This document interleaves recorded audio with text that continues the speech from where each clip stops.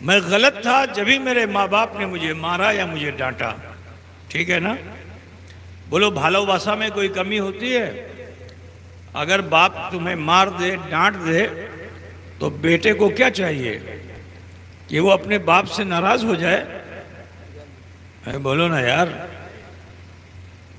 उसकी भालोबासा और बढ़ जाती है, वो अपने माँ बाप को और चाहने लगता है।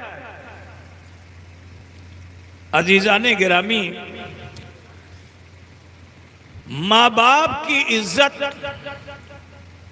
और माँ बाप का खौफ ये बहुत कम है, बहुत कम है।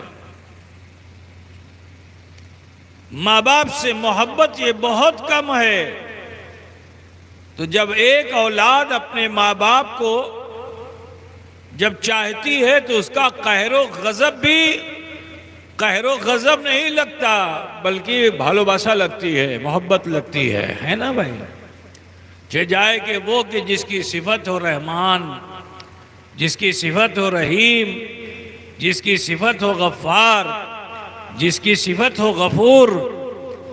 बात समझ रहे ना?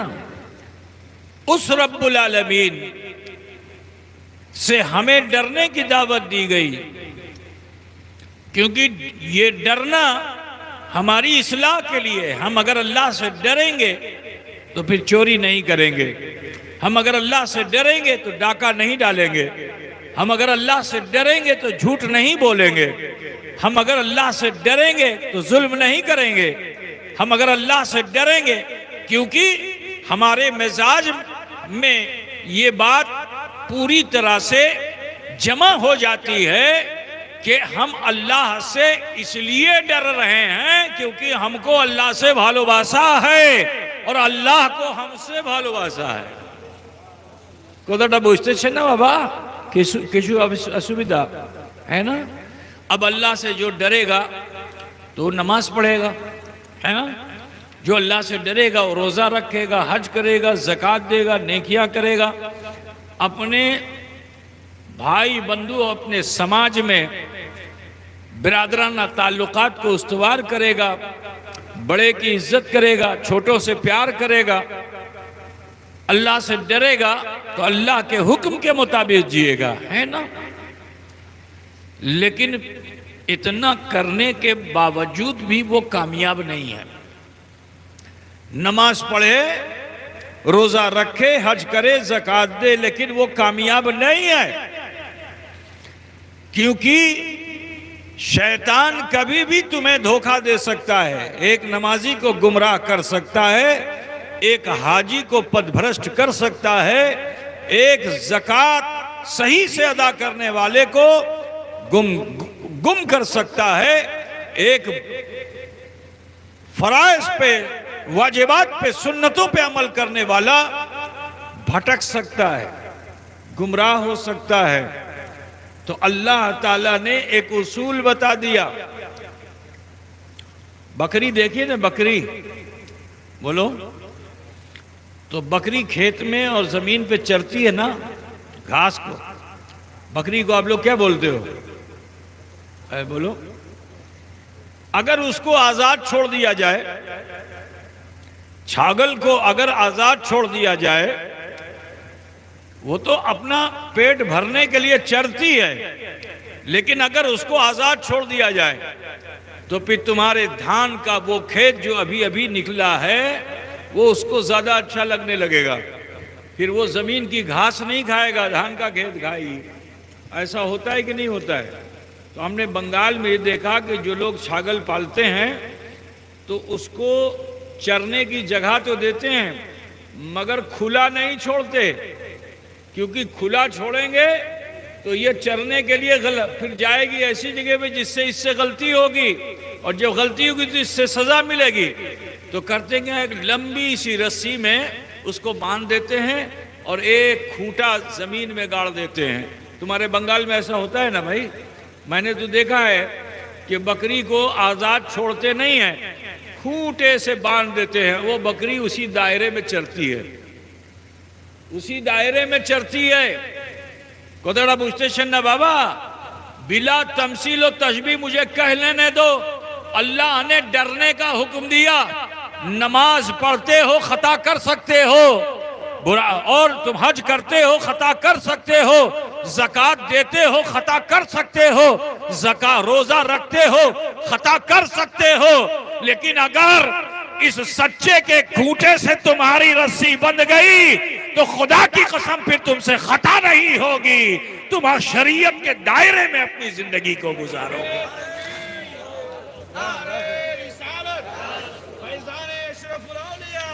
इसीलिए रब ताला ने इरशाद फरमाया, वरना इतना ही काफी था कि अल्लाह से डरो, लेकिन अल्लाह ने क्या इरशाद फरमाया कि वकुनु मा सादिकीन, यानी सच्चों के दामन से बंधे रहो, सच्चों के दामन से बंधे रहो। जब इनसे बंधे रहोगे तो फिर बुराई की तरफ नजर भी नहीं करोगे। फिर तुम्हारी सारी नजरों का मरकज तुम्हारा महबूब होगा, तुम्हारा मुर्शिद होगा, जिससे तुमने निस्बत अख्तियार कर ली है ना भाई।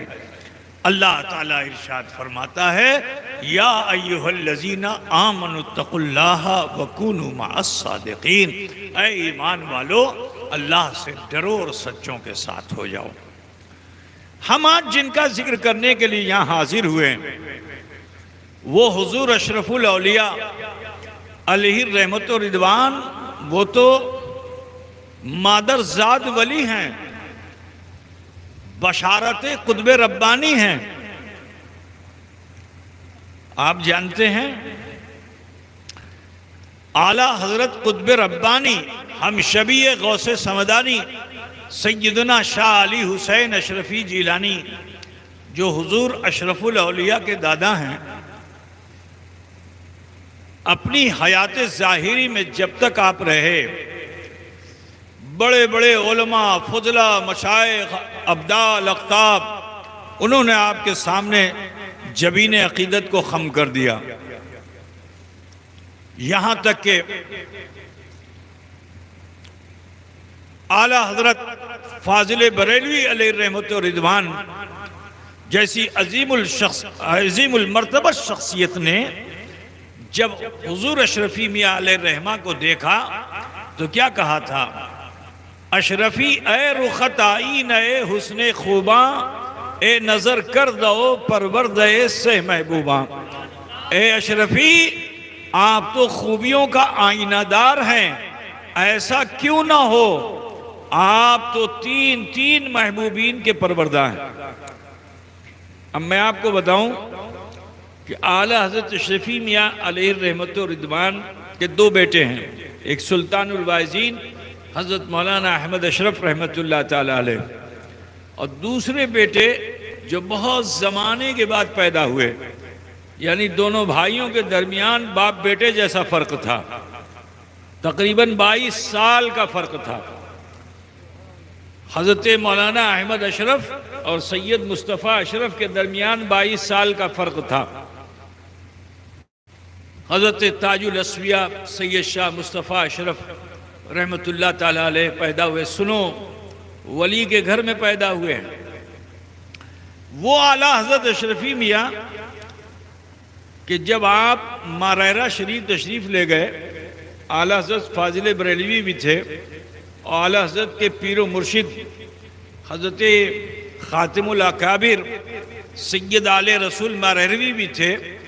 आला हजरत फाजिल बरेलवी अदब से दो जानू होकर बैठे हुए हैं अपने मुर्शिद के सामने, और अदब का तकाजा ये है कि वो अपनी पलकों को भी नहीं उठाते हैं, लेकिन इश्क कहता है कि इतने करीब आ चुके हो तो अहमद रज़ा बरेली में तसव्वुर करते थे, यहाँ तो तस्दीक है, निगाहें उठाओ और अपने मुर्शिद का दीदार करो। गर्ज के इश्क और अकीदत के दरमियान की ये जंग कुछ देर चलती रही, हत्ता के अकीदत पर इश्क गालिब आ गया। अब जब अकीदत पर इश्क गालिब आ गया तो आला हजरत ने अपनी पलकों को जो उठाया तो देखते क्या हैं कि इन दो मोहनी सूरतों के दरमियान एक ऐसी सूरत है कि जो चांद से भी ज्यादा चमकदार है, सूरज से भी ज्यादा चमकदार है, जैसे ही देखा तो पुकार उठे कि या रसूल अल्लाह, तेरी नस्ल पाक में है बच्चा बच्चा नूर का, और तू है ऐने नूर, तेरा सब घराना नूर का। तू है ऐने नूर, तेरा सब घराना नूर का। तो वो आला हजरत अशरफी मियाँ हैं जिनके साहबजादे हजरत मौलाना ताजुल असफिया सैयद शाह मुस्तफ़ा अशरफ रहमतुल्लाह ताला अलैह बड़े पाए के आलिम और बड़े पाए के सूफ़ी और दुर्वेश गुजरे। ऐसे सूफ़ी और दुर्वेश गुजरे हैं कि जब आप फिरंगी महल से फारिग हुए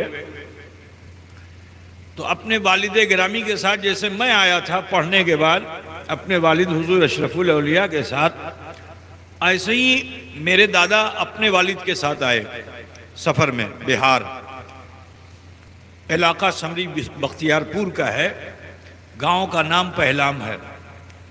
हजरत जिस घर में ठहरते थे उस गांव में सबसे गरीब वही थे। मकान खपड़े का है, मालूम हुआ खपड़ा अगर हट गया हवा से तो वो लगा नहीं पाए, बरसात हो जाए तो पानी टपकता था बिस्तर पे। हजरत जब वहाँ तशरीफ ले गए तो सारे गांव में जमींदार लोग, उनके मकानात, उनके चौपाल हुई, इनका मकान ऐसा के बोसीदा। तो आप तो 17 साल में आप फारिग हो गए थे, अभी तो उन्फवान शबाब में थे, अब वहाँ पहुँचे थे। अब जो वहाँ पहुँचे तो आपने फरमाया कि भाई हिसामुद्दीन, मैं वजू करूँगा। फौरन ही वजू का पानी पेश कर दिया गया, आपने वजू किया, मिसवाक की, और वजू के पानी से जो ज़मीन खुश्क हो गई थी, गीली हो गई थी, उसमें आपने मिसवाक को गाड़ दिया और फरमाया कि हिसामुद्दीन, इसकी देखरेख करना, ये नीम का दरख्त होगा, नीम का गाछ होगा, और तुम इसमें हाथी बांधोगे। जब इसमें तुम हाथी बांधना तो मुझे पूछना, मुझे दावत देना। ये कह करके हजरत फिर वापस हो गए। एक ज़माना गुजर गया, अल्लाह ताला ने उनकी हालत को तब्दील किया और फिर वो धीरे धीरे करके कारोबार बढ़ा, हत्ता कि वो हाथी का कारोबार करने लगे। और हाथी लाके दरवाजे पे जैसे ही बांधा उसी दरख्त में कि वो हाथी बीमार पड़ गया। बहुत इलाज मुआलजा किया मगर ठीक नहीं हुआ।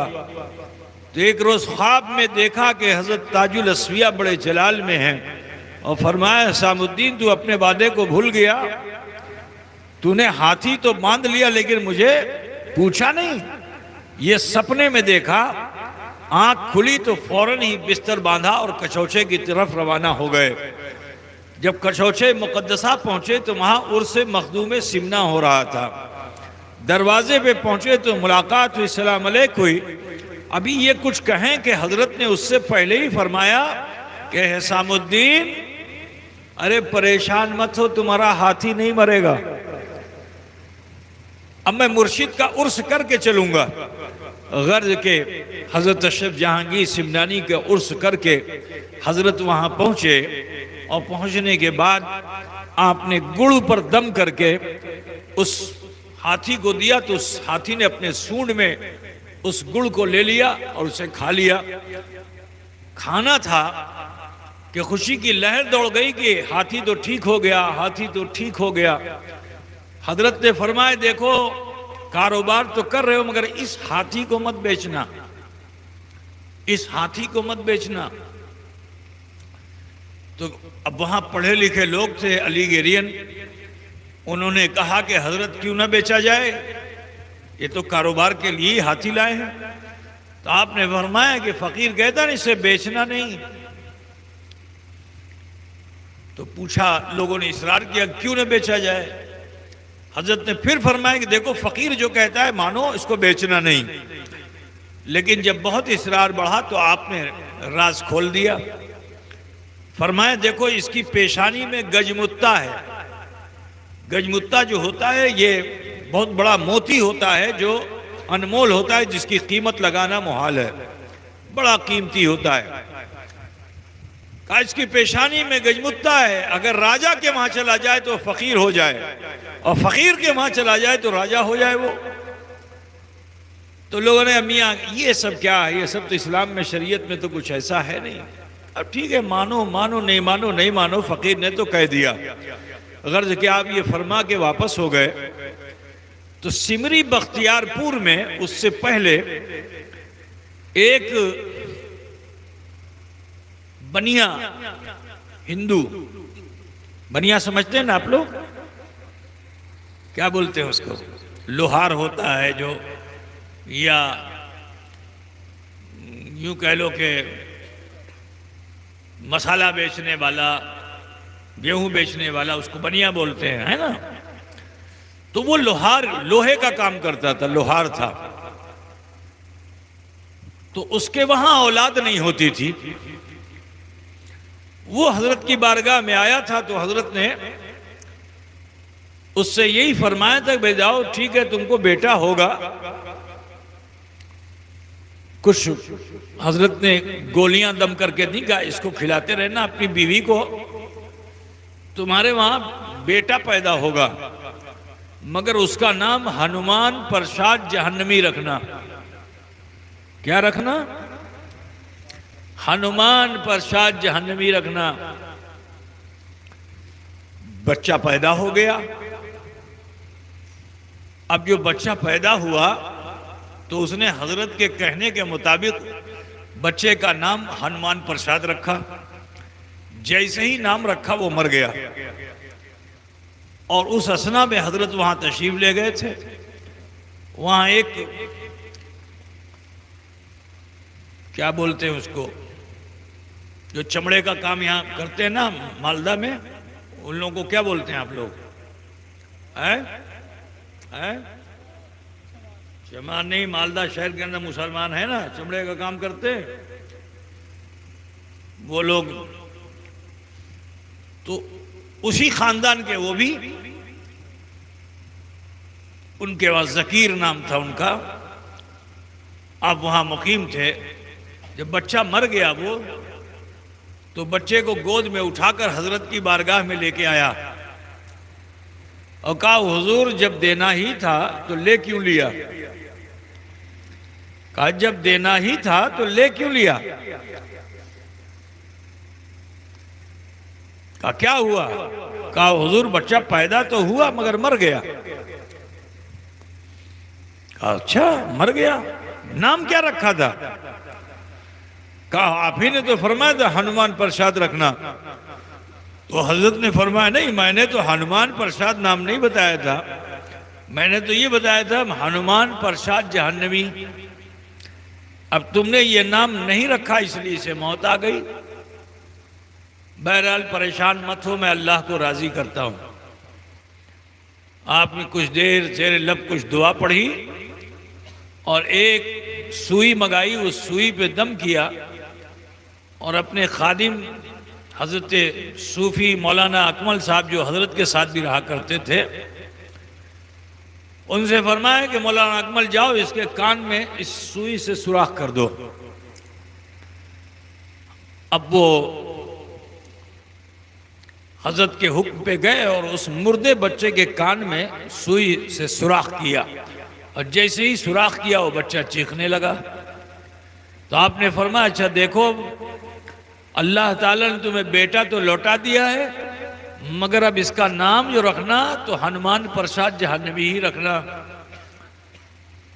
तो सुनिए, लिप्टन रिच ग्रुप कंपनी है, उस कंपनी में वो उसका पार्टनरशिप था, कलकत्ते में वो लोग रहते थे, आज भी उनकी फैमिली वहां रहती है। लेकिन वो अब जब तक जिंदा रहा वो इंसान वो खुद को हनुमान प्रसाद जहन्नवी ही कहता रहा। अजीजों, अब जिसके वहां ऐसी खुली हुई करामत हुई हो, बोलो उसकी अकीदत में इजाफा होगा कि नहीं होगा? तो जब हजरत ने फरमाया कि हाथी बेचना नहीं, इसमें गजमुत्ता है, ये खबर फैल गई, तो उस बनिया ने भी सुना। तो वो आया, आने के बाद कहता है कि शेख जी आप हाथी बेचेंगे? तो सबने डांट कर कहा कि अरे बनिए तू क्या हाथी लेगा, कहा नहीं है, हमारे गजराज हैं, हम इनको लेंगे। तो कितने में आप बेचिएगा? तो उन्होंने उस जमाने में 1 लाख रुपया ऐसे ही जल्दबाजी में बोल दिया। तो एक मर्तबा भी उसने जो है बार्गेनिंग नहीं की, कहा अच्छा ठीक है, ये 50,000 में लेके आया हूं, इसे ले लीजिए, हाथी मेरे साथ कीजिए, सिमरी बख्तियारपुर में 50,000 और दे दूंगा। गर्ज के जबान